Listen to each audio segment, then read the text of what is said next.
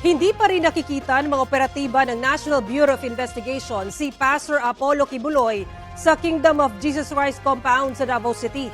Muling pumunta ang mga operatiba sa KOJC compound itong Biyernes para isilbi ang mga arrest warrant at contempt order ng Senado laban sa pastor. Hindi gaya ng pagsisilbi ng warrant noong June 10, pinapasok sa KOJC compound ang mga operatiba ng NBI. Isang gusali pa lang ang napuntahan nila. Kumbinsido pa rin ang Police Regional Office 11 na nagtatago ang pastor sa KOJC compound.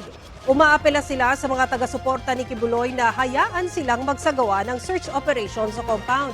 Sabi naman ng abogado ni Kibuloy at ng KOJC, wala nang saysay na magpabalik-balik ang mga otoridad sa KOJC compound kung parehong warrant lang din ang isisilbi. Naharap ang pastor sa mga kasong child and sexual abuse at qualified human trafficking na dati na niyang itinanggi. Kapuso, para sa mga maiinit na balita, mag-subscribe sa GMA Integrated News sa YouTube. Sa mga kapuso naman abroad, subaybayan nyo kami sa GMA Pinoy TV at sa www.gmanews.tv.